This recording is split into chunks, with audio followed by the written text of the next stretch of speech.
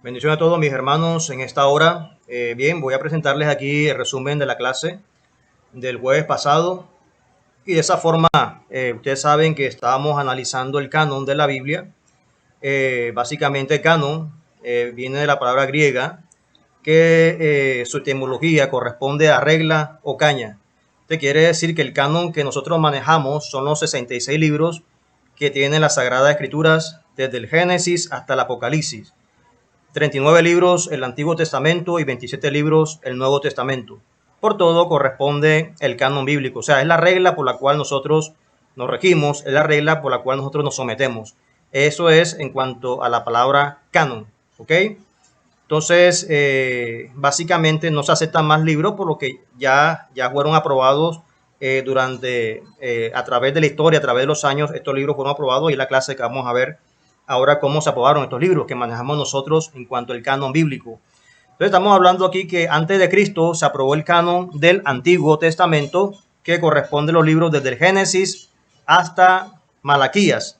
Entonces, en el año 400, para la época de Esdras y Nehemías, se aprobaron como tal estos libros. Recordemos que para esa época ya existían los profetas Zacarías, Malaquías, ya existían para esa época, para la época de Esdras y también de Nehemías. Entonces ahí como tal se cierra el canon del Antiguo Testamento. Y para el año 397 después de Cristo se cierra el canon del Nuevo Testamento, o sea, desde Mateo hasta el Apocalipsis. Ya para esta fecha se cierra el canon y no se aceptan más libros. Ni se puede, ¿verdad?, excluir y tampoco se puede incluir más libros en la Biblia, por lo que ya hay un canon que se ha cerrado en esas fechas. Bien, ¿cuáles son las reglas para que un canon fuese aprobado? Digamos, hay diferentes reglas y aquí están plasmadas. Entonces, si fue escrito por un apóstol o con su autoridad, si era leído por todas las iglesias y aceptado como inspirado, se apuntaba a las necesidades espirituales del hombre. Si toda la iglesia tenía el testimonio del Espíritu Santo que era autoritativo. O sea, por todos son como unas 42 reglas, pero yo solamente sustraje 4, una de las más importantes para que un libro fuese aprobado. Esto yo le expliqué, digamos, como la venta de un yogur, un producto, una gaseosa, un producto lácteo. La empresa no va a vender ese yogur enseguida. La empresa que fabrica ese yogur debe hacerle unas normas de calidad, debe pasar por un registro en BIMA de salubridad, y cuando estas normas, con este producto cumpla con estas normas, se vende el yogur, de lo contrario no se puede vender. Así fue la Biblia, o sea, estas son como unas normas ISO, unas normas APA, algo así que tenía que pasar por estos requisitos para que ya la Biblia se pudiese, digamos, explicar en las iglesias, para que la Biblia ya pudiese enseñar. Y esto no fue de un día, en una semana, ni un mes, fueron 400 años, mi hermano. 400 años donde hombres de Dios, varias generaciones estudiaron, analizaron para que estos libros fuesen aprobados y hoy en día nosotros gozásemos de ellos y predicar la palabra con las Sagradas Escrituras. Pero eso no fue de la noche a la mañana, mis hermanos. Obviamente hubo estudio, hubo clamor, intercesión, ayuno, vigilia y también dependencia del Espíritu Santo. O sea, que el Espíritu Santo les guiara a ellos para ver si ese libro era aprobado o no era aprobado como tal. ¿Era inspirado por Dios o no era inspirado por Dios? Y aparte de eso también era hombre estudiosos, estudiaba mucho las Sagradas Escrituras. Entonces, un trabajo arduo que ellos hicieron para de esa manera aprobar los libros que tenemos nosotros hoy en día. También habíamos hablado de libros apócrifos. Apócrifo significa secreto o oculto. Se escribieron entre el año 100 antes de Cristo y 200 después de Cristo. Entre Mateo y Malaquías hay 400 años de silencio.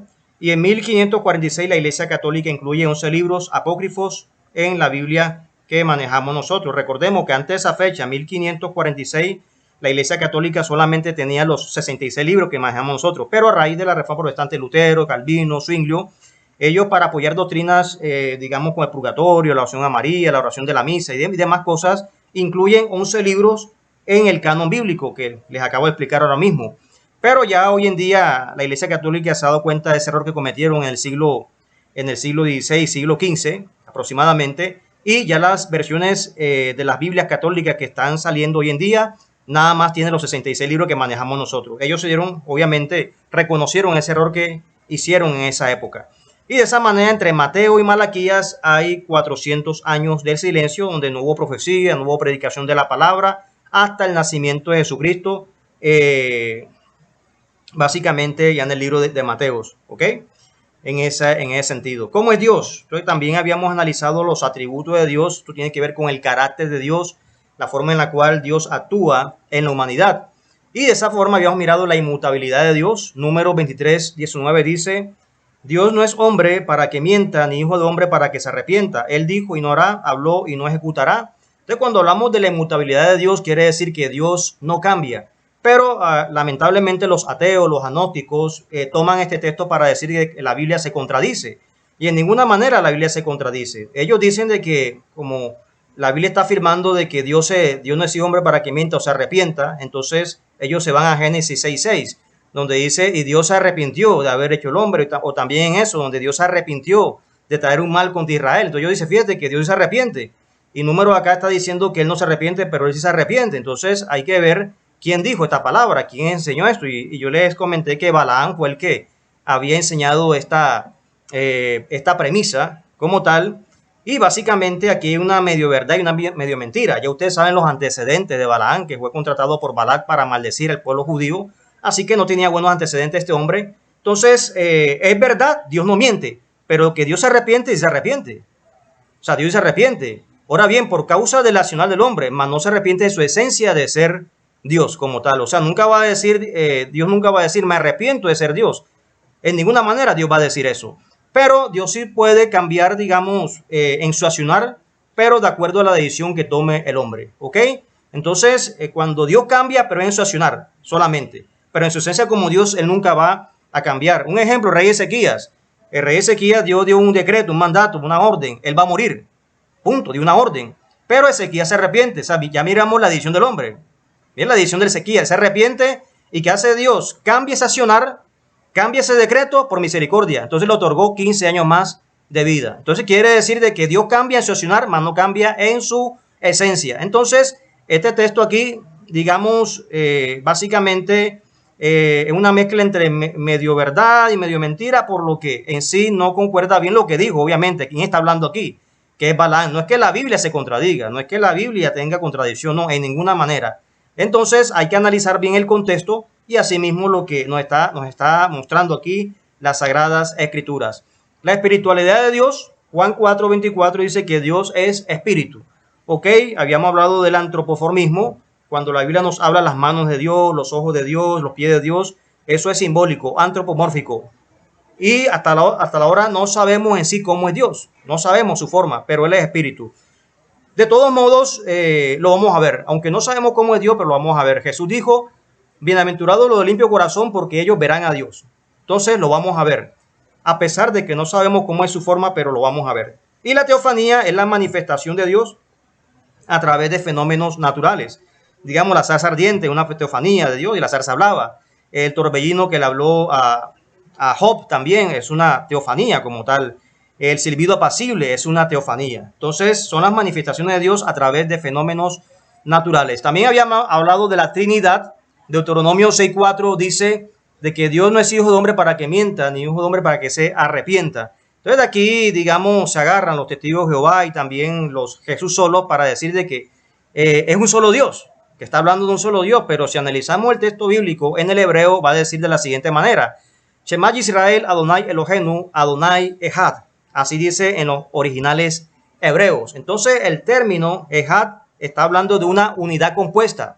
O sea, quiere decir de que Dios no está aislado, Dios no está solo, sino que básicamente es una unidad, acompañado de Jesucristo y también acompañado del Espíritu Santo. Entonces, este como tal es un verbo majestático, un verbo de majestad, uno en unidad. Si el término dijera Jehová uno es en singular, o sea, uno solo, dijera Achad en singular, pero no dice Achad, lo está diciendo en plural, un plural majestático, o sea, acompañado por el Padre, el Hijo y el Espíritu Santo. Cuando Jesús dijo, yo y el Padre uno somos, se jugó Deuteronomio 6:4. Yo y el Padre somos Echad, uno en unidad. Quiere decir de que, aunque este texto bíblico de Deuteronomio 6:4 aparentemente habla de uno solo, pero en sí está hablando de la Trinidad. Está hablando de Dios en unidad. Padre, Hijo y Espíritu Santo ya desde el Antiguo Testamento, cuando también allá en Génesis dice, y hagamos al hombre a nuestra imagen y semejanza, obviamente no está solo. Padre, el Hijo y el Espíritu Santo. Desde el Génesis al Apocalipsis vemos ahí plasmada la doctrina de la Trinidad en esa área. También hablamos de la santidad de Dios. Apocalipsis 15:4 dice, porque solo tú eres santo, por lo cual todas las naciones te adorarán y te exaltarán. Isaías 6:5 Dice, entonces dije, ay de mí que soy muerto, porque siendo hombre inmundo de labios y habitando en medio de pueblo que tiene labios inmundos, han visto mis ojos al Rey, Jehová de los ejércitos. Entonces Isaías en esa visión puede vislumbrar la santidad de Dios. Y cuando nosotros predicamos el evangelio y le mostramos la santidad de Dios al impío, automáticamente se va a sentir un pecador y va a buscar a Dios. Si verdaderamente es humilde y reconoce la santidad de Dios, automáticamente se va a sentir pecador y va a buscar la presencia del Señor. Y la tarea para la próxima semana, mis hermanos, son los decretos de Dios. Salmo 2:7 es una referencia, pero hay otros versículos que nos hablan de este atributo de Dios, así que van a investigarlo y de esa manera ya saben que es un trabajo de 3 a 5 hojas y me lo envían a mi correo electrónico. Ya les envié mi correo al grupo de WhatsApp. Si no tienen computadora, lo hacen en hoja de blog, le toman foto por WhatsApp y me lo envían a mi WhatsApp. Dios les bendiga, mis hermanos.